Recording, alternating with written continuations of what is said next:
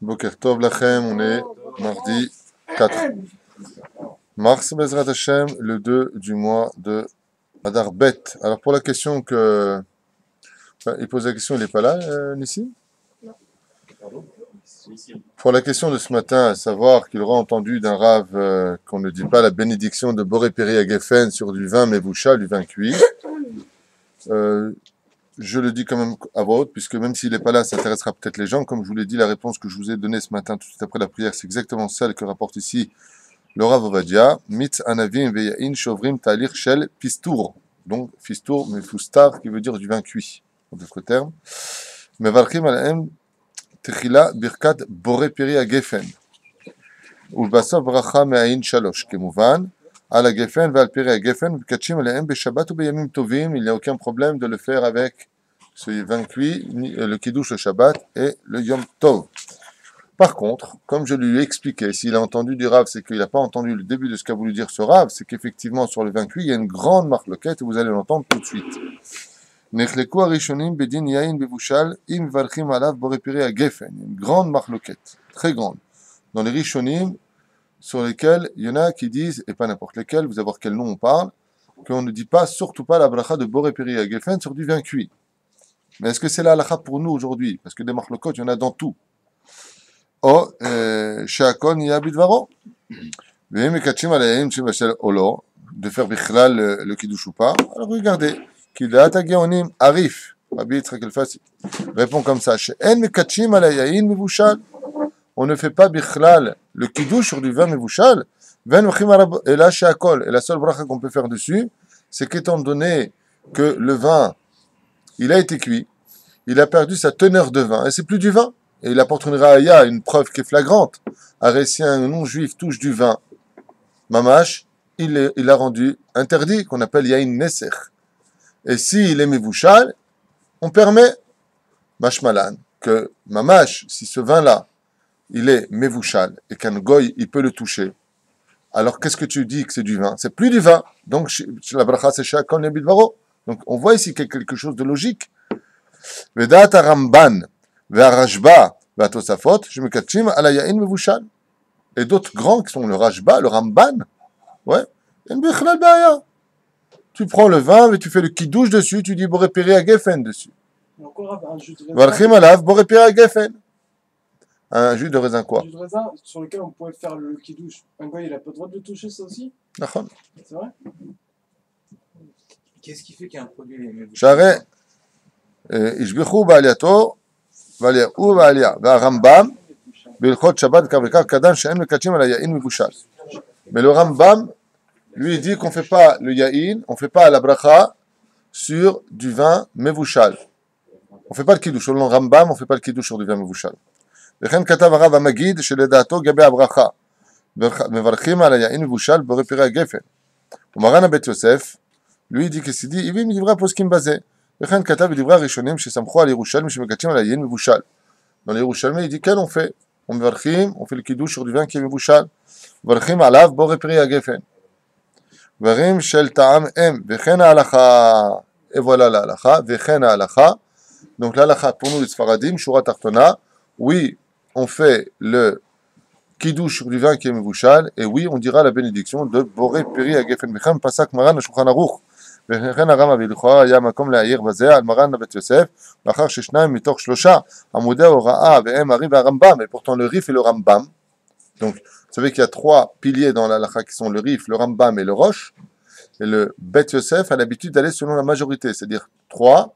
Si on a deux qui disent une halakha, l'autre qui dit non, il va selon la majorité. Et là, on a des deux piliers sur les trois. On a le Rif qui dit non, on a le Rambam qui dit non, et on a le Rama qui dit oui, le Roche qui dit oui. Alors, Yesh Paul à la Beit Yosef, comment se fait-il que le Beit Yosef n'est pas allé selon son principe de trancher selon la majorité? Et c'est pourquoi al-dat ha-geonim she'en mekachim alav hayalo lifsok livrehem על פי הכלל שקבע בהקדמתו לבית יוסף דכל דוכתא קיים אהלן כשניים מתוך שלושה עמודי הוראה, ce que je viens de vous dire, et c'était comme il a écrit, j'irai selon la majorité et non pas la minorité, שהם הרי והרמב"ם והראש, וכאן הרי הרי והרמב"ם קיים באחד שיטה שיש לברך על היין מבושל Bracha, Shakol Nia Bidvaro, c'est selon Rambam et le Rif. La bracha, c'est Shakol Nia Bidvaro, parce qu'il a perdu cet honneur. וצריך לומר שמרן הבית יוסף לא ראה תשובת הריף, ולכן פסק כדברי רוב הפוסקים שחולקים על הרמב"ם. אולם בעגלות הנגלות תשובת הריף, הנ"ל נראה לכאורה שיש לחוש לשיטת הריף והרמב"ם שפסקו דברי הגאונים, ואין מקדשים על היין מבושל, ואין מברכים עליו בפרי הגפן, ופסק ברכות להקל. והנה הגאון כך וכך וכך וכך וכך, c'est un peu trop long à lire, donc on ne va pas tout faire. Juste pour votre réponse finale, en tant que halakha, il dit comme ça, מיץ ענבים ויין שעוברים תהליך של פסטור, בורא פרי הגפן, et on fait le kiddush dessus, même si on a vu que le Rambam et le Rif ne sont pas d'accord avec cette date-là. Ici, il dit qu'apparemment, le Beth Yosef n'aurait pas vu la date du Rif. Bizarrement. Voilà. On a fini avec cette question-là. Aujourd'hui, nous faisons pire qu'à vote. Pas de problème. Il est marrant, lui. Qu'est-ce qui fait qu'un vin est classé Mébouchal ou pas? C'est parti. Bah, c'est sa cuisson. De fabrication. Non, non, non, il est cuit. Il est mené Moi, jusqu'à. Un vin cuit qui n'est pas Mébouchal, qui est sucré. Alors, Tu entends ce que tu viens de dire? Non, c'est pas marqué Mébouchal, c'est marqué Beth Yosef. Tu entends ce que tu viens de dire? J'achète du vin cuit qui n'est pas Mébouchal. Mébouchal, ça veut dire du vin cuit. Tu me dis, j'achète du vin cuit qui n'est pas cuit? C'est que tu ne l'as pas lu. C'est parce que c'est souvent petit. C'est dur à trouver, Mébouchal. Si tu achètes du vin cuit, c'est qu'il est Mébouchal. C'est comme si je te disais quelle était la couleur du Jalban d'Henri IV. Tu me dis gris. L'étiquette est rouge. Si tu achètes du vin cuit, c'est qu'il est cuit. Il n'est pas marqué Mébouchal. Alors il n'est pas cuit. Il est sucré. Mais ça n'a rien à voir avec ça. Voilà, c'est ça que je pose la question. Du vin cuit, c'est du vin qui est mis à teneur qui monte jusqu'à 86 degrés, 90 degrés. Voilà, c'est du vin cuit.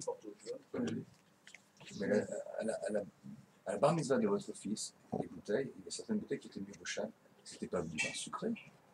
Il n'y a pas de rapport entre le vin. On laisse tomber. Il n'y a pas de rapport entre le vin sucré et le vin Mébouchal. Il n'y a pas de rapport du tout. D'accord. Tous les vins en France, ils sont Mébouchal. Pratiquement tous les vins en France sont Mébouchalim. La reine. C'est pas sur le goût qu'on peut reconnaître qu'un vin est Mébouchal. Quelqu'un d'expérimenté, oui, il te dira que c'est un vin cuit, mais des gens comme moi, il est Mébouchal ou pas Mébouchal, dans les deux cas, j'aime pas ça. Voilà.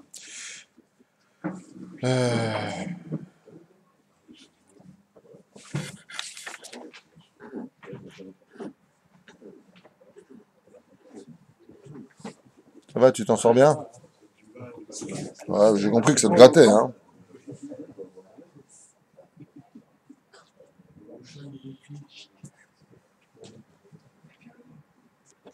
Une femme qui se serait trompée, dit ici pour nous deux à la chôte de la journée, Isha sheta'ata ve'amra barchenu bimkom barech alenu, une question qui est posée ici, ketzatin ag, comme pour l'homme, comme pour la femme, si elle a fini sa mida, il n'y a pas de différence, elle reviendra sur sa tefila, choseret le tefilata.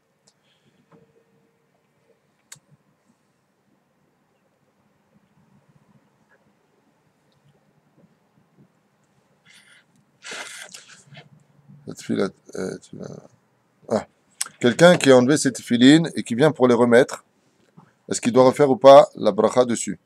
Aholet tefila. Hein? ויסיר דעתו או שנכנס לבית הכיסא ורוצה להניחם שוב עליו, לחזור ולברך. Non, ça c'est pour ceux qui les mettent tout le temps, mais pas pour ceux qui les mettent juste pendant la fila. Pendant la fila, si on va aux toilettes, on ne pas la bracha. retires. Si, vas-y, non. Quand tu vas aux toilettes, tu refais la bracha. Même pendant la fila. Pour le talit. Pour le. Pas les filles, tu refais. aholet תפיליו, בעצם c'est תפילין על מי, ויסיר דעתו או שנכנס לבית הכיסא ורוצה להניחם שוב עליו לברך, לחזור ולברך. Dans un cas pareil, s'il a enlevé ses tefilines, il va aux toilettes, il vient pour les remettre, il refera la bracha dessus. האם ראוי לכל אחד להניח תפילין של רבנו תם? Est-ce que tout le monde peut mettre les tefilines de רבנו תם? שרק מי שמוחזק ומפורסם בחסידות רש"י להניח תפילין דרבנו תם, אמנם רבי אביה אומר, לבאי רפורט וקדם למנהג ארץ ישראל, רבנו אריזל, שגם בעלי בתים מניחים תפילין דרבנו תם. C'est pour cela que selon Rav Ovadia, tout le monde, absolument tout le monde, même s'il est amaretz, se doit de mettre Rabbeinu Tam. La seule chose qu'on ajoutera, c'est qu'on a l'habitude, minhag Israël, de les mettre quand on est marié. Les Breslev mettent Rabbeinu Tam à leurs enfants dès la bar mitzvah si l'enfant est digne de cela. Ils n'attendent pas qu'il se marie, car on estime que Khatan bar mitzvah, c'est qu'il se marie avec la Shekhinah. Vous savez que certains Breslev, on donne à leurs enfants 2 paires de tefilines d'Afka le jour de leur bar mitzvah, même si on sait qu'on met les tefilines avant la bar mitzvah chez les enfants. Il y en a qui font 6 mois, 1 an, des fois 2 ans, avant la mitzvah, afin qu'il n'arrive pas comme un imbécile, ne sachant pas comment mettre cette tefilines le jour de bar mitzvah. Donc, bien entendu, il va s'entraîner avant, il les mettra avant Mishum Chinuch, il peut même les mettre pendant Shabbat s'il veut s'entraîner, avant la bar mitzvah, pour s'entraîner uniquement, bien entendu, sans bénédiction. Aïm mutar le'afsik bedibour ben filin shel yad. Aïm mutar le'afsik bedibour ben filin shel yad, filin shel rosh, shel Rabbeinu Tam. Ah, oui, étant donné qu'on ne dit pas la bénédiction sur les tefilines de Rabbeinu Tam, il pose la question, est-ce qu'on a le droit de parler entre les tefilines du bras et les tefilines de la tête, entre le bras de la tête de Rabbeinu Tam? C'est la question qu'il pose. Asur la'afsik bedibour tefilin shel Rabbeinu Tam, chas v'shalom, mikol makom mutar la'anot kadish, ja ve'amen ve'chot, mishum shehi mizvad overet. Mais par contre, si on entend le Kaddish avec les tefilines de Rabbeinu Tam, on a mis ceux du bras, on entend le Kaddish ou la Kedusha dans un cas pareil, on peut s'interrompre et répondre Amen, Yehe Shemerabba, chose qui diffère des tefilines de Rashi. Voilà, pour notre flash information des halachot du matin. Non, tu peux répondre tout le Kaddish ou Amen, Yehe Shemerabba, malgré tout. Nous prenons Masechet Avot, de Ezrat Hashem. Est-ce que tu te souviens où est-ce qu'on était la dernière fois? Parce que je ne sais pas mon livre celui-là.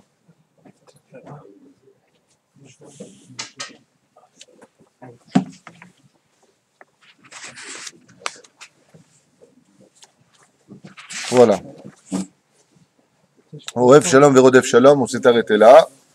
Nous continuons. Ouaya Omer, qui c'est ce Hu? C'est Hillel Ve Shammai, Hillel Omer, donc c'est Hillel qui continue. Negat Sheme Avad Sheme, Udlaf Mosif Yassif, Udala Yelef Ketala Chayav, Udishtamesh Betaga Halaf. Il dit ici. Hu, c'est Hillel Azakanaya Omer, Negad Shema, Amoshech Lo Shem, celui qui se fait un nom. Klomar Rotse, Legadel Shemo Baolam, celui qui veut faire grandir son nom, Kedel, Iskot, Bervod, Rav, afin de se faire un grand nom. Il utilise toutes sortes de stratagèmes pour faire grandir son nom, qui est une des choses les plus stupides de ce monde, car la seule façon de faire grandir son nom dans ce monde, c'est de faire grandir le nom d'Hachem, car seul Dieu donne le kavod dans ce monde final, et tout celui qui se bat pour son nom finira par effacer son propre nom, ce qui fut le cas de Amalek, ou voire même la femme de Poutifera, qui a voulu faire grandir son nom en épousant un homme de la descendance d'Israël, et on ne connaît même pas son nom, on l'appellera la femme de Poutifera, contrairement à Tamar, qui a voulu se cacher son nom et son identité, que la Torah viendra dévoiler, parce que tout celui qui se bat pour Dieu, tout celui qui dévoile le nom de Dieu, Dieu dévoilera son nom dans ce monde. C'est pour ça qu'on se rappelle de la grandeur de tous les tzadikim qui se sont battus pour le nom d'Hachem. Donc Dieu va s'occuper de publier leur nom. Mais celui qui s'occupe de publier son propre nom, qu'il sache qu'il court à sa perte. Avad Sheme. Son nom sera perdu, dit-il. Aeromabed Shemo, Shekanalo Migvar. Même le nom de sa naissance, il le perdra. C'est-à-dire que même si tout au long de sa vie, on le connaîtra comme étant très connu, c'est moi, regardez, champion du monde, Mohamed Ali. Attends, Habibi, t'es encore vivant, attends de mourir, tu verras si on te rappellera de toi, Bichlal, tôt ou tard. Vous savez combien il y a eu de Mohamed Ali dans l'histoire? En Grèce, vous savez combien il y a eu de gens qui ont fait des choses impressionnantes? On ne sait même pas qu'ils ont existé, où ils ont vécu, ils n'intéressent personne. Shoil veradaf achar kavod eno raulo. Étant donné qu'il a été un homme qui a suivi toute sa vie le kavod, il veut son nom, il veut son prestige. Chez eno raulo, qui t'a dit qu'il en était digne? Areu me'abed et kevodo chez Zachalo. Il perdra même ce qu'il avait acquis depuis sa racine, depuis sa naissance, il le perdra aussi. Au-delà mosif, ou mi sheno mosif belimudo batora. Et si maintenant il ne viendra pas rajouter de l'étude de la Torah, Yassif, Yesuf mipiv ma shekvar lamad, zotomered, Yassif mazé Yassif, en araméen ça veut dire il perdra, ken. Ça veut dire que si tu étudies la Torah et que tu ne rajoutes pas d'études sur ta Torah, comme j'ai dit à quelqu'un au téléphone hier, comment ça va? La prière c'est un peu dur en ce moment, tu pries plus non plus, il m'a dit pas vraiment. Je lui dis, sache une chose, c'est pas toi qui t'éloignes de la Torah, c'est la Torah qui s'éloigne de toi. Tu t'éloignes un jour de l'étude de la Torah, elle s'éloigne de toi de 2 jours. C'est comme ça que c'est enseigné. Tu rates un seul jour d'étude, la Torah te fait oublier les 2 jours que tu as étudié par contre la Torah. Et c'est ce qu'il dit. Au-delà Mosif, ou Mesheno Mosif Belimut Torah, Yassif, Mazé Yassif, il perdra aussi ce qu'il a acquis. Pourquoi? Parce que c'est comme ça dans la vie. comme une pompe à essence. Quand tu roules, vous avez déjà été dans le Nevada, là-bas, tu peux pas rater la pompe à essence. Parce que si tu le rates, t'es mort. Tu as la pompe à essence, et tu as de l'essence qui peut t'emmener jusqu'à la prochaine pompe à essence, 600 km, dans le Nevada. Et tu pries juste une chose, qu'il ait encore de l'essence et qu'il soit ouvert. Sois pas là, malade, le mec. Parce que sinon, tu pousses à 50 degrés la voiture. Je vous raconte un truc qui nous est arrivé, donc c'est pour ça que... Mais l'histoire, enfin, il y a des noms qui ont traversé l'histoire, et pas uniquement dans le peuple juif.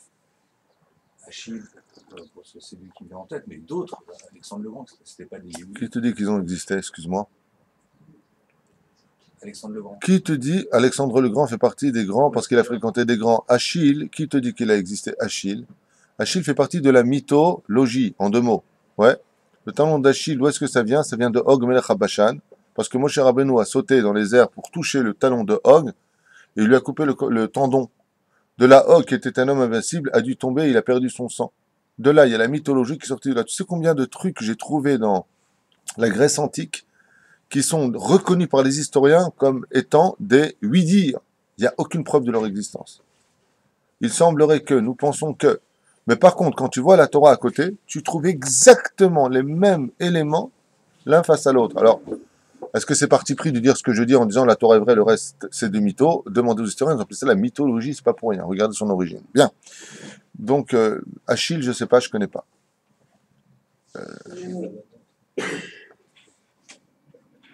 connais pas. יוסיף מפיו מה שכבר למד, וכו'. אמרו, בעבוד דרבי נתן, אם שנה אדם מסכת אחת או 2, או 3, ואינו מוסיף עליהם, sauf שמשכח את הראשונה ויש גורסים.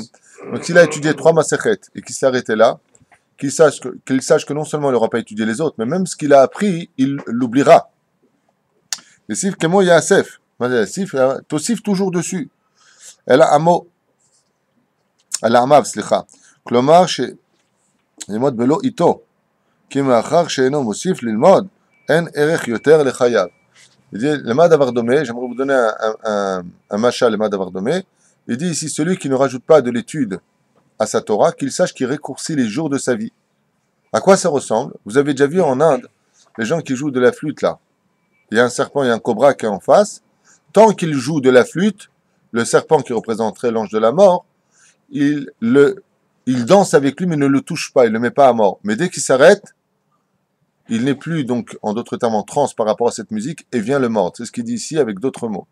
Il dit, tant que tu étudies la Torah, tu as une raison de vivre dans les cieux. Ou même si une personne est condamnée à mort pour des péchés duquel il est marqué Chayav Mita, étant donné qu'il étudie la Torah, c'est une raison suffisante pour retenir le din d'en haut. Mais si en plus tu n'étudies pas la Torah, c'est-à-dire que tu ne rajoutes pas d'essence spirituelle à ta vie, il dit En erech yoter le hayav. Là, c'est très dur à traduire parce que ça peut faire mal à plein de gens. Ta vie ne vaut plus le coup d'être vécue si tu n'étudies pas la Torah. Je retraduis En erech yoter le hayav. Tu n'as plus besoin de vivre. Une fois, le Rav Amnon Yitzhak, il avait été amené une fois à un hôpital. Un homme lui a dit faites-moi une bracha, Vodarav, tout ce que vous avez béni, il a vécu des miracles. Il lui a dit pourquoi faire? Qu'est-ce que tu fais dans la vie? Il lui a dit je suis électricien. Il lui a dit encore tu vas galérer, payer les impôts, et avec les disputes avec la femme, et les enfants, sa femme ça va pas, le shlombaït. Tu te prends la tête, crève, tranquille, tu meurs, on te fait une belle tombe, tu dors, bien. Tu as besoin. Je vous en supplie. Il dit pourquoi faire? Encore tu vas rejouer aux cartes et manger, il lui a dit des glibettes le Shabbat. C'est ça ta vie? Manger des glibettes tous les Shabbats en regardant du foot? C'est pour ça que tu veux revivre? Bah, repose-toi, voilà, je te donne les résultats. 3-0, 3-1, 2-1, 5-10. Attends, une belle tamoa. Il dit, donne-moi une bonne raison. Il a dit, bon, je vais étudier la Torah. Je dis, voilà, ça me suffit. Mishebera Habotenu. Tu viens, tu étudies la Torah. Ça vaut le coup. La reine et les Rechaïm sont appelés de leur vivant Metim. Et les tzadikim, même après la mort, qui continuent à étudier la Torah dans le ciel, ils sont appelés Chaïm. Les tzadikim ne meurent jamais. Mais les Rechaïm dans ce monde sont appelés, alors qu'ils sont vivants dans le corps. Rechaïm bechayem keroim metim. Ils sont appelés morts. C'est ce qu'il dit ici, Hillel. Il dit, mais si tu n'étudies pas la Torah, alors pourquoi tu es venu au monde? Qu'est-ce qui fait la différence entre toi vivant et toi qui es mort? Si tu dis, ouais, mais j'amène la parnasse à la maison, demande aux orphelins qui n'ont plus de papa et de maman, ils sont toujours vivants grâce à Dieu. C'est pas ça qui fait de toi un père ou une mère. C'est pas ça de toi, c'est pas ça qui va faire de toi ce que tu es. Et là, si ce n'est que l'étude de la Torah. L'existence principale d'un homme, c'est d'abord l'étude de la Torah. Ensuite, le reste. D'abord ça. Au-delà, il y a les F. Umi she'eno lomet klal. Et si une personne, chas v'shalom, n'étudie pas du tout la Torah, parce que ce qu'on disait depuis tout à l'heure, c'est il étudie, il a arrêté d'étudier. Ce qui est extrêmement grave dans la Torah. Extrêmement grave. Mon fils m'a raconté qu'à la yeshiva, lo alenu velo alechem, à la yeshiva, il y a un enfant qui n'arrêtait pas de perturber le shiur. Le Rav l'a prévenu 3 fois. Il est re-rentré comme ça dans la classe pour perturber une fois de plus le shiur. Le Rav lui a dit Apam ani makpid alecha. Cette fois, je ne te pardonne pas, il lui a dit. Alors que le pétroline. Sur place. Yehuda m'a raconté. Il a été frappé d'une maladie sur place. Pourquoi? Il lui a dit ça fait 3 fois que je te préviens que tu fais du bitul Torah. Tu annules l'étude de la Torah, c'est grave. Tu es un enfant, c'est un enfant, on va pas. Ça fait 3 fois que je te préviens, il lui a dit. Arrête, ce que tu fais, c'est grave. Tu veux pas étudier, sors dehors, mais ne dérange pas l'étude de la Torah. Enfin, c'est un enfant qui a quand même 16 ans, c'est pas non plus un débile. Ouais. Leur patlo. Boum, hot pan. Bon, Hashem, Chazar la yeshiva maintenant, il a compris. Mon fils Eliaou, pareil, quand il était à yeshiva à Yerushalayim, il m'a raconté qu'avec le Rav Shua, Hashem Shura Hayeu, le Hav Beddin de la yeshiva des Mekoubalim, le Hav Beddin, il a mis 2 fois une personne qui n'arrêtait pas de parler pendant le Seder du Limoud, déranger les autres. 1 fois, 2 fois, il lui a dit, je vous conseille de sortir du Beth Midrash si c'est pour les balbel et ta mort. Si c'est pour commencer à faire le balagan alors qu'on étudie la Torah. Parce que ce que vous êtes en train de faire, vous ne voyez pas le nombre de démons qu'il y a autour de vous maintenant. Ce que vous êtes en train de créer. Ou l'oratalishmo alo, mon fils m'a raconté, je ne veux pas vous dire la suite, vous allez être pas bien. Arabe kpid alab. Pareil. Il lui a dit à Pam, zéou. Il a fait comme ça, Nico. Vous ne pouvez plus parler. Tu vas raconter mon fils. Il m'a dit d'ailleurs, quand je vois le Rav Shua, je rase les murs, il me dit. On ne parle plus quand on le voit à la synagogue. Enfin, à l'époque, où il était en yeshiva. Tov. Et c'est ce qu'il dit. Alors maintenant, voyons la suite. Ou de là, il y a l'Ef. Et maintenant, une personne qui vient plus du tout étudier, mais chez nous, le maître klal, que Tala Hayav. De qui est-ce qu'on parle? Qui c'est qui parle d'après vous? Hillel ou Shammai? Ici. C'est Shammai. Regarde, c'est évident que c'est Shammai. On est bien d'accord. T'étudies pas, t'es mort. Et pourquoi ce serait... J'ai pas fini. Et pourquoi ce serait Shammai qui parle de façon évidente? Parce que Shammai, il est midatadin, tandis qu'il est l'imidata chesed. C'est le patient, c'est le longanime, c'est celui qui... Eh bien, mon ami, c'est Hillel qui parle. C'est pas Shammai. Alors, qu'est-ce qu'il aurait dit Shammai? C'est Hillel Azaken, c'est le vieux papy comme ça qui dit toujours c'est pas grave, laisse le temps, il va grandir, qu'est-ce que tu t'excites? Ça, c'est Hillel qui parle. Et il dit, Ketala Chayav. Et un homme qui n'étudie pas du tout la Torah, Ketala, ça veut dire, il est Chayav Mita Bichlal. Les Mabata Laolam. Le ciel et la terre, ils appartiennent à Kadosh Baruch Hu. Tout ce que tu respires, tu le lui dois, et t'étudies pas la Torah. Alors il y en a qui vont me dire, attends, mais on n'est pas tous des babas salés. Moi, je suis pas venu au monde avec une Gemara dans les mains. Mon père, c'était un tel, ma mère, c'était un tel. Nous, on a grandi. Par contre, business, moi, ça me parle. Pas de problème. Tu sais pas étudier, t'es un chamor, il n'y a pas de problème. Soutiens la Torah. Le chamor, c'est pas quelque chose de négatif. Le Mashiach, il vient sur un chamor. Akamana chamor, une chon chomer. Tu es quelqu'un de matérialiste, ça veut dire. Pas un chamor, il est bête. Personne n'est bête. C'est pas une question de juger les gens. C'est une question de faire attention. C'est Hillel qui parle, c'est pas Shammai.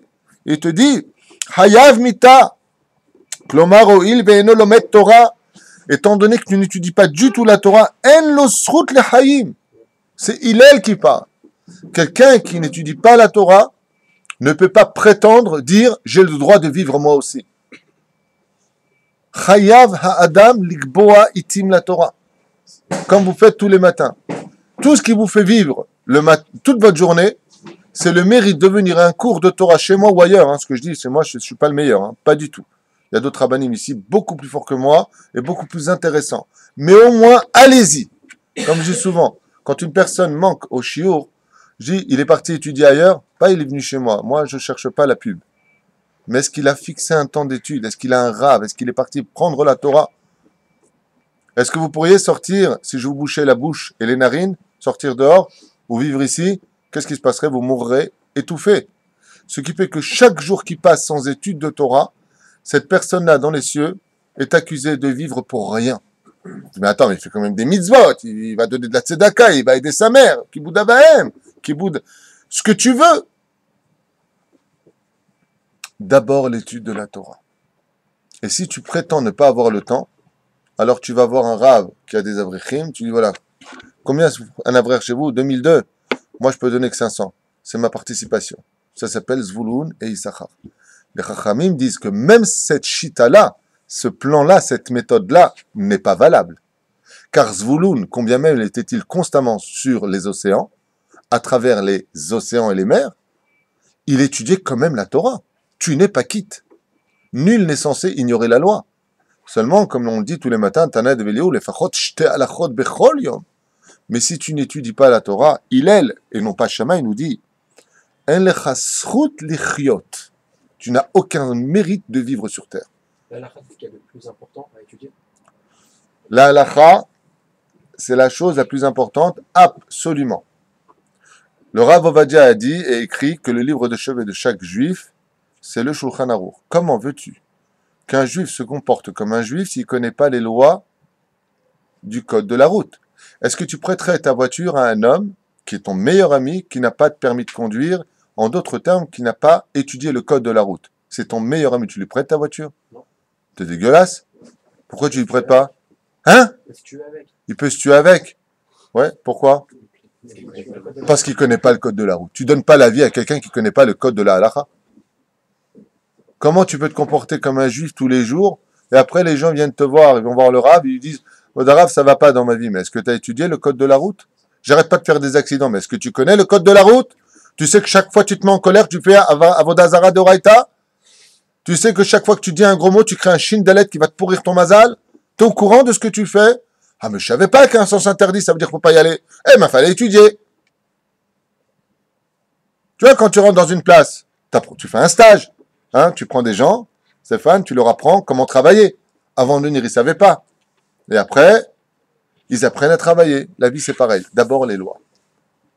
Ensuite, Bezrat Hashem, bien entendu, le savoir-vivre, c'est très important. Être un être humain normal. Et dans le Shulchan Aruch, il y a Masechet aussi, dans la Gemara, Masechet Derech Eretz, un shiur qu'on avait déjà fait. On finit avec cette Mishnah. Vechen darshu, nefesh va'atorah nimshelu l'ner. Hanefesh, ner Hashem nishmat Adam. La Torah et la bougie sont représentées par deux choses. La lumière de la bougie, c'est la Torah. Le ner, c'est l'homme. Je vous pose une question. Si je vous offre une bougie que vous ne pourrez jamais allumer, vous en voulez? Je vous offre une bougie, il y a une mèche, mais sachez que cette mèche-là ne peut pas prendre feu. Elle est fabriquée comme ça. Vous en voulez de cette bougie? Pourquoi tu n'en veux pas? Et ouais, pourquoi tu veux pas d'une bougie que je t'offre qui ne pourra jamais s'allumer? Dis-le. Le but d'une bougie, c'est de s'allumer. C'est ce qu'il dit ici. Dans Vaikra Rabbah, il explique ça au nom de Hillel. Il dit un homme juif qui n'étudie pas la Torah, c'est exactement comme une bougie qui ne s'allume pas. Donc qu'est-ce qu'on en fait? On la jette au fond du tiroir. C'est pas que tu n'as pas de valeur. Mais le but d'une bougie, c'est d'être allumé. Le but de la création du monde, pour lequel Dieu a choisi le peuple juif, c'est d'étudier la Torah. Asher bahar banu mikol ha'amim. Venatan lanu et. Ni le sentier, ni les magasins, ni les boutiques, ni... Il n'y a pas marqué ça. Et Torato. C'est la seule chose pour laquelle on est venu. Maintenant, à travers cela, on va travailler, être social, créer une famille, qui est d'être mon chef Israël. C'est ce qu'il explique. Un homme juif qui n'a pas de Torah en lui, c'est une bougie qui ne pourra pas s'allumer. Donc, tu ne sers à rien. Alors, bien entendu, vu comme ça, on va dire, mais attends, avec le temps, on s'arrange. On n'a pas parlé de ça. On parle d'un homme qui a commencé comme ça sa vie, qui a fini sa vie comme ça. Alors, bien entendu, ne vous inquiétez pas, comme on l'avait déjà enseigné et réenseigné, je répète aujourd'hui puisque c'est dans le sujet, on a vu plein d'hommes qui se sont comportés comme une ronce toute leur vie durant. Ils sont nés comme des Arabes, ils sont morts comme des Arabes, jusqu'au jour où est né un enfant, le divin enfant, qui lui va faire teshuva. Et pendant que toute cette ronce n'avait aucune signification et qu'elle était jetée d'un endroit à l'autre de l'univers après sa mort, d'un coup ces ronces s'arrêtent d'être balancées et on dépose l'enfant qui est né après 2, 3, 4 générations, qui est venu comme une rose, comme des pétales, et on dépose ces pétales sur cette tige de ronce. Et ça fait de l'identité entière de ces générations, plus ce tzaddik est venu quoi? Une rose, une perfection. C'est-à-dire que celui qui peut sauver des gens qui ont servi à rien, si je peux me permettre l'expression, qui est quand même très dur à entendre, c'est simplement celui qui sortira enfin à étudier la Torah. Celui qui va étudier la Torah va enfin donner dans les cieux une réelle signification à l'existence de ceux qui l'ont précédé qui n'étaient pas dans la Torah. Pourquoi? Parce qu'on lui dit, même si toi t'as servi à rien, t'as servi à quelque chose. Lequel? D'avoir engendré ce fils qui n'a servi à rien, mais qui est venu de toi. Qui lui va engendrer un fils qui par contre lui va être dans la Torah. Donc grâce à celui qui est dans la Torah, tout le reste valait le coup maintenant. On l'a expliqué pour Ben Kish, Mordechai, Ben Yair, Ben Kish. On avait expliqué que le roi David s'était fait insulter, vous vous rappelez, sur Purim, et il l'a laissé vivre. Pourquoi? Parce que de lui devait venir qui? Mordechai lui dit qu'il sauverait tout le peuple d'Israël. Donc lui qui était Chayav Mita, ouais, il a quand même été sauvé parce que plus tard venait de lui un tzaddik. Moshe Rabbeinu à Vacham, quand il voit l'Égyptien qui frappait Dathan et Abiram, ouais, il a marqué, il a regardé à droite, il a regardé à gauche. Moisés, il a regardé à droite, il a vu est-ce qu'il avait un sroutavot. Est-ce qu'il est venu de lui un homme qui respectait les 7 lois de Moachid? Il a vu qu'il n'y en avait pas. Alors il s'est retourné à gauche, il a marqué. Il a vu, est-ce qu'il aura un tzaddik qui viendrait de lui? Et si ça avait été le cas, il n'aurait pas pu le tuer. Alors que lui, c'était une grosse ordure. Donc on voit que dans la Torah même, on nous dit, il a regardé à droite, à gauche. On nous dit, regarde, est-ce qu'il a un sroutavot? C'est pour ça que des fois, vous ne comprenez pas. Des fois, vous voyez des gens qui méritent 1000 fois la mort. Ils prennent la femme d'un autre, ils font pas Shabbat, pas Kippour, rien. Des gens totalement criminels spirituels, on appelle ça dans le langage que nous comprendrez. Et on ne comprend pas pourquoi Dieu lui donne encore la santé. Parce que sache que dans 3 générations, il y a un énorme tzaddik qui va venir de lui. Énorme. Et que Dieu a besoin de lui pour l'instant. Comme l'histoire de Lavan. Lavan, que vous le vouliez ou pas, c'est l'arrière-grand-père du peuple juif. Qui est l'arrière-grand-père d'Amalek? Allez, question pour un champion. Abraham et Yitzhak sont les arrière-grands-pères d'Amalek. Et de Amalek qui va sortir? Aman. Et de Aman qui va sortir? Ceux qui jugeront le peuple d'Israël au Sanhédrin. Du mal sort le bien, du bien sort le mal. Les comptes, on ne les connaît pas. Mais ce qui est certain, c'est qu'à l'échelle individuelle, si tu n'étudies pas la Torah tous les jours de ta vie, Azlema Bata Laolam. On t'a pas demandé de devenir le Stapler ou le Rav Kanevski ou le Ben Ishraï. Non. L'Ikbo Aitim la Torah. Est-ce que tu as fait le minimum? Est-ce que tu as appris un chidouche, comme je vous l'avais déjà dit, je le répète aujourd'hui, ça va nous renforcer un petit peu. Toutes les nuits, quand on va dormir, notre âme sort d'Ilzor à Kadosh, donner des comptes. Juste avant de repartir, Akadosh Baruch Hu, il te dit, je t'ai donné de quoi respirer, de quoi voir, de quoi entendre, de quoi parler. Tu as un chidouche à me donner, toi? Est-ce qu'il y a quelque chose? Tu peux rien donner comme chidouche à Dieu, il sait tout. Non mais toi, est-ce que tu as rajouté de l'étude en plus que tu ne savais pas hier? Et si tu ne donnes pas cette explication, quelle honte! Quelle honte! Et l'âme, toutes les nuits, vous savez ce qu'elle dit à Hachem? Ribono shel olam, demain, Blineder, je t'amènerai 2 chidushim. Encore 2 chidushim, un chidouche de plus. C'est pour ça qu'avant d'aller dormir, si vous n'avez pas appris un seul chidouche, vous allez dans la Sifria, vous ouvrez n'importe quel livre, vous prenez un chidouche. Au moins pour cette rencontre avec Hachem la nuit, quand votre âme va monter, donner des comptes sur votre journée, que vous ayez au moins un chidouche à donner à Hachem. C'est pour ça que si des femmes écoutent ce shiur, inquiétez-vous, au lieu de savoir où vous allez passer vos vacances, dans quel hôtel vous allez aller, toutes ces ch'touillottes à aller, d'abord inquiétez-vous, chérie, est-ce que tu as pris un chidouche? Cette nuit, quand on va dormir, moi, mon mérite, il monte par rapport à toi, mon mari. Est-ce que tu as pris un chidouche à donner à Hachem cette nuit? C'est pas une mitzvah, c'est du Zohar. Mais c'est important. Tout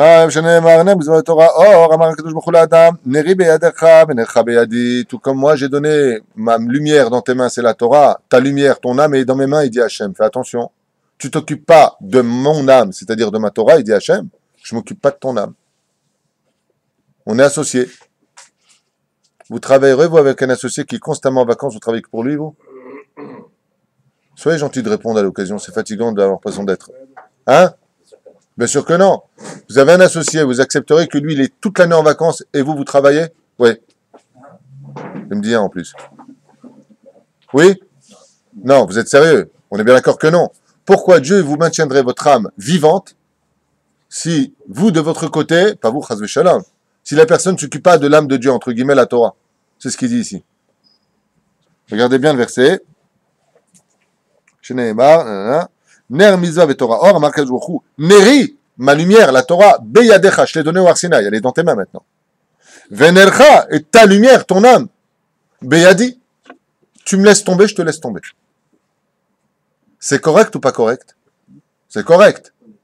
T'as pris combien de vacances, mon associé? 1 mois? 1 mois. Je travaille 11 mois, associé. Pas associé 99 mois et 1% toi. Qui pour? Qui pour? Comme vous connaissez la blague.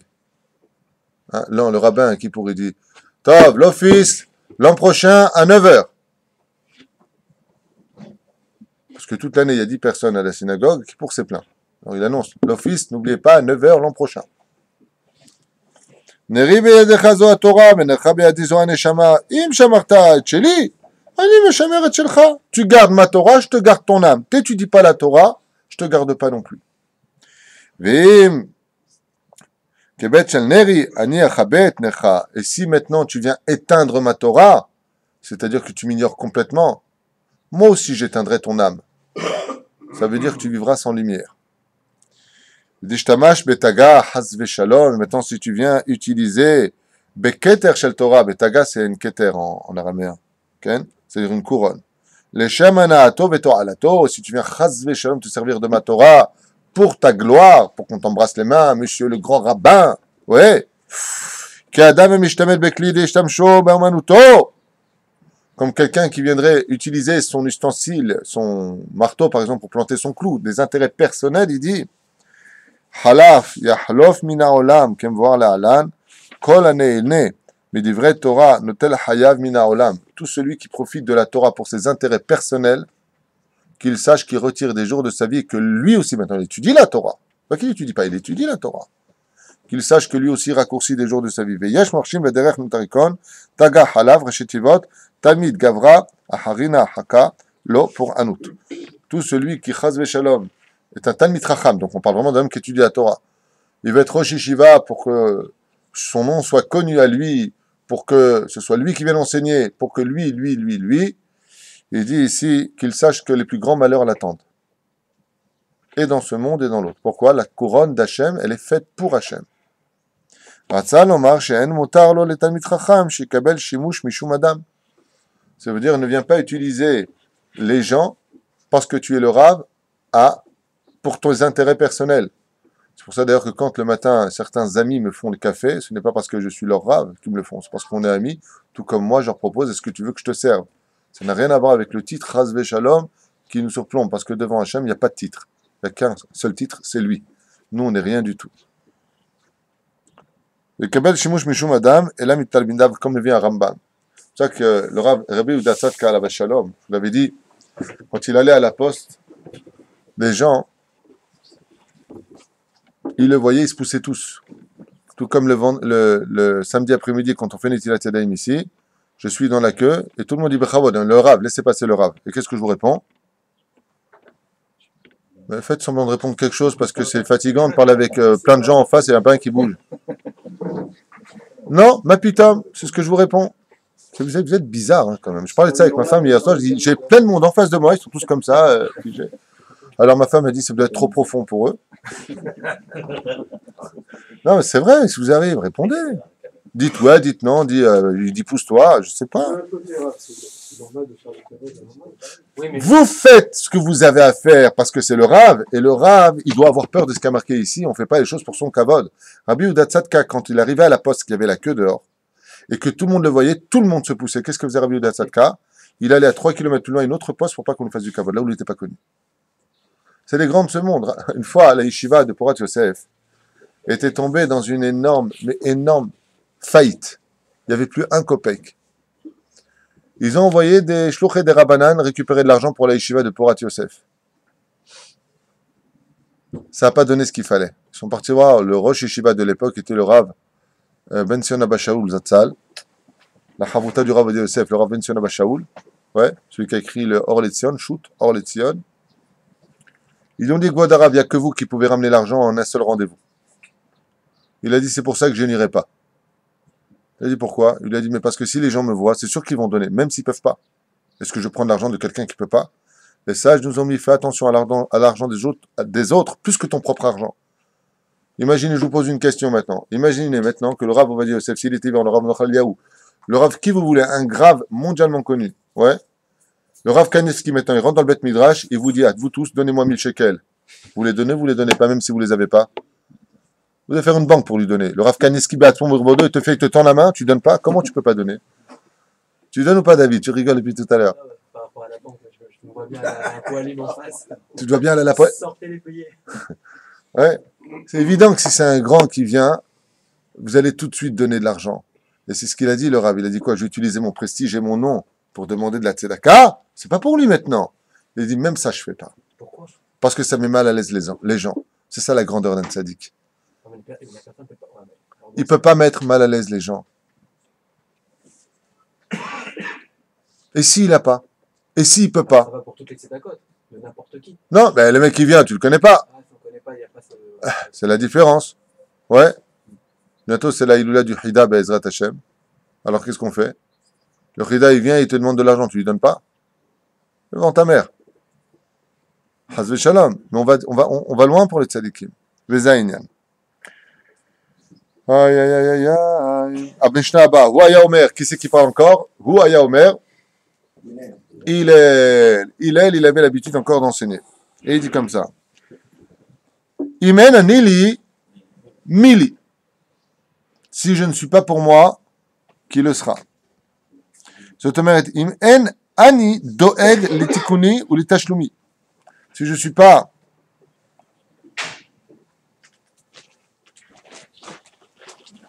Yishlat muti, exactement. Mili. Mi idagli ou mi itakenoti.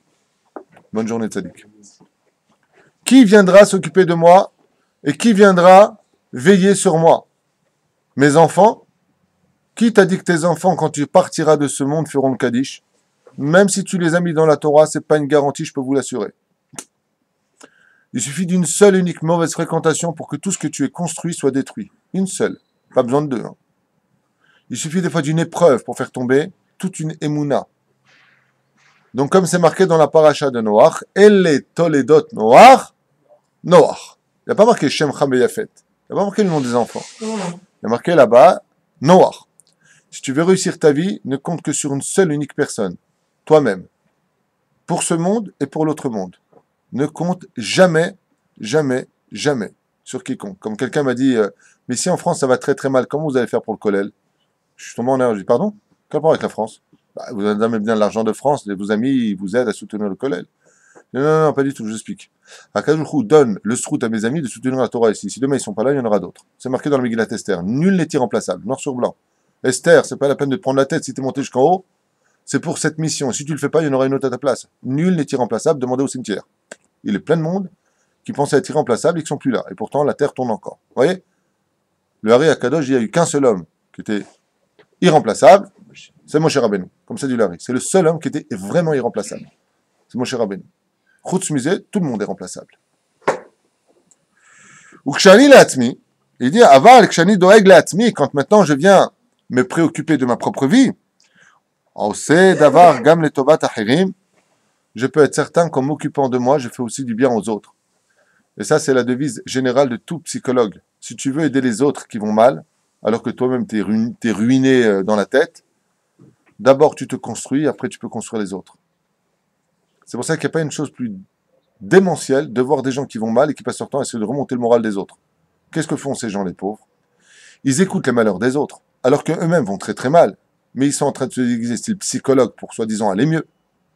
Sauf quand les autres ils s'en vont, ils auront remonté dit le moral. Et sauf eux-mêmes se retrouvent dans une situation où non seulement ils n'avaient pas le moral avant, mais ils ont encore moins le moral des malheurs des autres. Donc résultat des courses, arrête tes bêtises. Arrête de jouer au psychiatre. T'es pas un psychiatre. T'es pas quelqu'un de construit. Si tu veux aider les autres, Chazve Shalom lo aleinu velo alechem. C'est comme pour le divorce. C'est comme pour le divorce. À chaque fois, tu as tout le temps la phrase fatidique et joker. De toute façon, moi, je ne suis là que pour mes enfants. Tu mets une écologie à 2 francs 6 sous. On verra avec le temps, c'est toujours là pour eux. Et là, si tu veux construire tes enfants, d'abord, tu te construis toi-même. Une grue cassée ne peut pas lever du poids. D'abord, tu répares ta grue, c'est-à-dire ton être, et après, tu peux lever tout le monde. Car la meilleure chose qu'on puisse donner à nos enfants, c'est l'exemple d'être heureux et chalem avec soi-même. Et si on est détruit, qu'est-ce que tu veux construire des autres? C'est comme l'autre, il dit à son prochain, non, mais t'inquiète pas, ça va aller, regarde-moi où j'en suis. J'ai passé les épreuves, tout va bien. Celui-là, on a envie de lui mettre une gifle. Tout va bien, on est tchabéaf quand tu parles. Moi, ça, je te hôtel. Mani, marachati ou khashivuti. Il te pose la question, il dit, Bémet, qu'est-ce que tu vaux vraiment dans ce monde? Mani. C'est-à-dire que si tu n'as pas compris qu'avec tous tes muscles, tu n'es rien d'autre que du beurre, c'est quoi du beurre? Le beurre, il est dur quand tu le prends en achante, c'est un petit pavé. Mais tu rentres un couteau dedans, ou un fil, qu'est-ce qui se passe? Il se coupe. Le corps humain, c'est comme du beurre. Monsieur avec sa plaquette de chocolat, la gigette. Nous, on préfère notre Nutella. Pourquoi? Parce qu'avec tout ce que tu t'entraînes, tout ce que tu es, le moindre petit pet, le moindre petit coup de couteau, t'es fini, mon pote. Ma tabichlal. Qu'est-ce que... Et moi. Ça me rappelle un film, il y a longtemps. Le mec sur un sabre, comme ça pendant 2 heures, l'autre il prend un revolver, lui met une balle dans la tête. Il s'est entraîné pendant 18 ans à faire des armes sur Khali. Hein? La référence, c'est Indiana Jones, que tu veux Bruce plus tard. C'est de la Torah, il cherchait l'arche. Vim le Arshav. Et maintenant, si tu dis pas maintenant, ça c'est la ta'ana, ça c'est l'extraordinaire argument de tous les Yetzerara de ce monde. Quand tu dis fais tchouva à quelqu'un quand il est jeune, tu dis ouais, bien sûr, alors la Torah plus tard. Quand plus tard? Laisse-moi vivre d'abord, je fais plein d'avérotes, jusqu'à 40 ans, comme ça je vais vivre 80 ans, et pendant 40 ans, je vais réparer ce que j'ai fait. D'abord, petit 1, qui t'a dit que tu vas arriver à tes 40 ans? Petit 2, qui te dit que tu feras tchouva si tu arrives à tes 40 ans? Petit 3, qui t'a dit que ce que tu as fait ne prendra pas plusieurs gilgoulim pour le réparer? Prenons l'exemple d'un homme. Rabbi Akiva. Rabbi Akiva a vécu combien d'années? On n'a pas le temps. 120 ans. Bonne réponse. Mais il a fait tchouva à quel âge? 40 ans. Une personne qui fait teshuva pendant 80 ans de sa vie, mais pas n'importe laquelle. Il fait la plus belle teshuva de l'histoire juive, Rabbi Akiva, vous vous rendez pas compte. Quand on lit la Gemara, ce qu'elle raconte de lui, mais il y a de quoi se frotter les mains. Je vous dis la vérité, il m'a aidé quand j'ai lu sa biographie, il m'a aidé dans ma teshuva, Rabbi Akiva, énormément. Cet homme qui savait même pas lire une lettre de la Torah, qui est devenu le maître de tous les centimètres et des millimètres de l'histoire juive. Il faut quand même comprendre, bien Enara, que pour un maître aussi élogieux que Rabbi Akiva, fils de converti, ce qu'il a été capable de faire de sa vie, à un tel point que Moshe Rabbeinu a dit, mais pourquoi tu m'as donné la Torah à moi? C'est à lui qu'il fallait, Rabbi Akiva. Donc on ne peut pas dire qu'il a déliré le mec, pendant 24 ans, éloigné de sa femme. Il répare tous les Gilgoulim précédents, 24 élèves de Rabbi Akiva, regardez le cours si vous voulez sur le site. Ok? Combien il a raté de vie où il n'a pas étudié la Torah Bessachakol? 40 ans. Le Ramchal écrit, juste avant de partir à l'âge de 40 ans, et moi qui ne suis venu dans ce monde que pour réparer les 40 ans de mon existence précédente, c'est-à-dire qui? Rabbi Akiva. Le Ramchal, Rabbi Chaim Moshe Luzzatto, est à la réincarnation de Rabbi Akiva. Et le Ramchal écrit, il explique, c'est pas lui qui a écrit ça exactement, mais il a expliqué qu'il est venu au monde que pour 40 ans de vie, pour réparer les 40 ans d'ignorance de Rabbi Akiva dans ce monde. C'est pas pour rien que Mina Shamaïm, ils sont enterrés à Tibériade, l'un juste à côté de l'autre. Quel rapport dans les époques? Rabbi Akiva est un Tana, tandis que le Ramchal a vécu il n'y a même pas 300 ans. Quel rapport? Ben, c'est exactement la même âme dans 2 étuis différents. Donc ils sont l'un juste à côté de l'autre. Donc si un homme comme Rabbi Akiva, qui a fait une teshuva de feu, a arrêté 40 ans de teshuva de sa vie, et qu'il est revenu dans ce monde pour les réparer, qu'est-ce que tu es en train de dire? J'attends, je suis jeune, je veux profiter de ce monde. Mais profiter de quoi? À frapper plus de bière dans les pubs les unes contre les autres, fumer plus de joints en disant « Ha ha ha, on s'éclate dans la vie ». C'est ça, t'éclater? D'attendre d'aller en boîte de nuit où tu vois même pas les gens avec qui tu parles pour danser comme un malade à rentrer en transe? Tu te rends compte de ce que tu as besoin de ressembler à un singe pour avoir l'impression de kiffer dans ce monde? C'est ça ta vie? À te battre toutes les... c'est ma gonzesse que tu touches. Et là, je me suis éclaté cette nuit. J'ai dit à un mec, c'est ma gonzesse que tu regardes. Oh, j'ai mis une boule. Oh, ça, c'est vachement intéressant. Non, mais c'est vrai, c'est vachement intéressant. Et il y a pire, en boîte. Il y a ceux qui dansent devant le miroir pendant 3 heures. Et ils se gardent comme ça, ils se regardent. Il y a une fille qui lui sourit, il est heureux. Il continue à danser. Et après, il va s'asseoir. Une bouteille de whisky. Ah, l'argent jeté à la fenêtre. Tu bois? Ouais, viens, on a bu une bouteille entre copains. Cancer. Cirrhose. Cirrhose. Alard. Tu rentres à la maison, il est 6 heures du matin. Je me suis éclaté. Combien tu vas faire la lourdeur de ta vie? Il y a pire qu'eux. Hein. Voilà ce que je veux dire. Et ne regardez pas ce cours, faut pas mettre ce cours. Il y a ceux qui vont à la plage. Et ils payent en plus. Et ils sont sur un matelas. Et ils se mettent de l'huile comme des frites. Et ils bronzent pendant 8 heures. Avec deux rondelles de concombre. Et ils bougent pas. Et ils sont comme ça.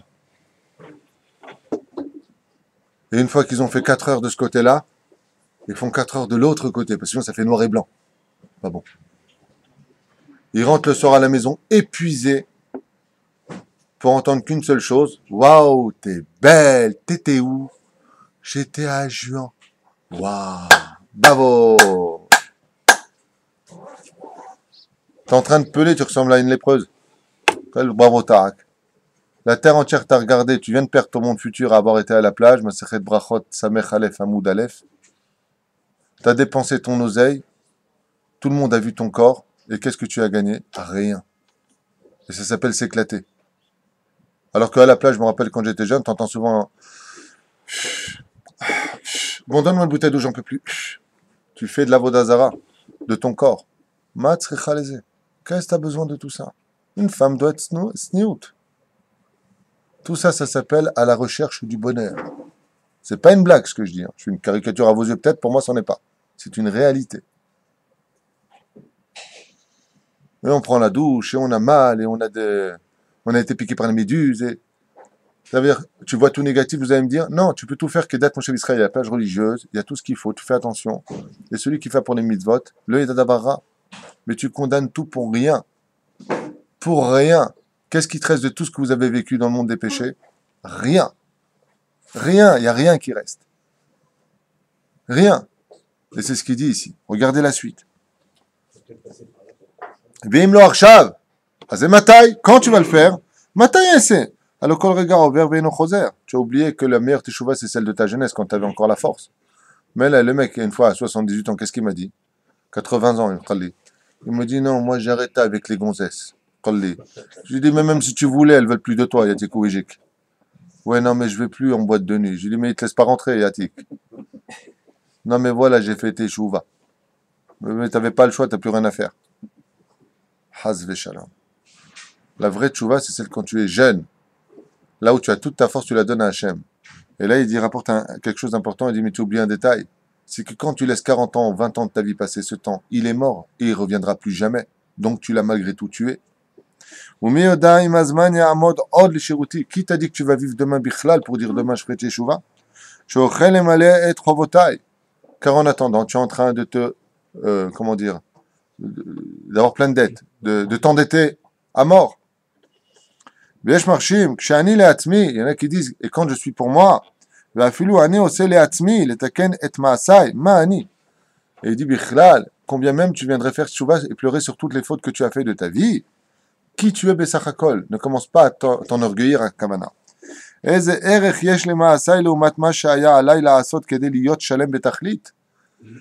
que j'ai commencé à dire? Voilà, j'ai jeûné, j'ai fait teshuva.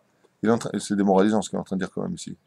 Il est en train de dire malgré tout, qu'est-ce que tu es en train de dire? Qui te dit que ce que tu as fait pour réparer, c'est suffisant par rapport au temps que tu as gâché? Vimlo Arsha, Vimlo maintenant, le Kneli Amaalot, Askaliot, Amusariot, Vime à Bahorot et Matai. Il dit, sache que quand tu attends pour vieillir et faire tes chouvas, ton cerveau, il ne peut pas étudier comme si tu étais jeune. Parce que les neurones vieillissent. L'interrupteur, il est un peu vieilli, on va dire. Mata ekne otan. Mais azikna, quand je serai vieux. Lo ki caché, az de ishtacher. Il dit, mais quand tu es vieux, le Yetzerara, il t'a un peu plus abandonné, tu n'as plus la force. Vechen katuv chanoch lanar al pi darko. Ki gam yaskin lo yasum mimena, comme c'est marqué là-bas. Éduque l'enfant selon son chemin. Et surtout, sachez une chose, c'est que quand on veut vraiment servir le roi des rois, on ne vient pas quand on n'a plus de force. On a quand on a toute sa rigueur, toute sa force. Tant que tu peux encore agir, alors agis. N'attends pas d'être dans une maison de retraite à être oublié. Pourquoi? Qui te dit que la maladie ne t'empêchera pas d'étudier? Ça veut dire que toi, à l'âge de tes 20 ans, tu as déjà prévu, ou 30 ans ou 40 ans, tu as déjà prévu que tu vivras très longtemps, que tu seras en bonne santé, que tout ira bien, que tu auras le temps d'étudier la Torah. Et de là, il est marqué, je finis avec ça. Tout celui qui dit Echeta ve'ashuv, en maspikim beyado l'arzor b'tshuva, et la rak al yedei isurim, haz ve'shalom. Celui qui dit je faute et demain je ferai tshuva, la tshuva ne suffira pas, il faudra qu'il paye durement ce qu'il a fauté. La reine nous dit il est la zaken, il est qui nous aime, il est qui est savlani. Il nous enseigne des mishnayot qui sont quand même difficiles. Il nous dit fais attention, tout ça, ce sont les etzot du Yetzer Hara. Fais tshuva dès que tu le peux, car demain, on ne sait pas où tu seras. Combien de gens nous ont appelés pour nous annoncer de nouvelles subites, et on dit mais c'est pas possible, de qui tu parles? Comment il est mort? Zeh hamatzav. Lachen be'ezrat Hashem mi shenichna sadar marbim besimcha. Il n'existe pas de simcha si ce n'est qu'à travers l'étude de la Torah, comme on a pu le constater aujourd'hui à travers les deux Mishnayot de Masechet Avot. Dites par Hillel Azaken, Rabbi Hanania ben Akashia, Omer, Atza Kadosh Baruch Hu, les Zakot et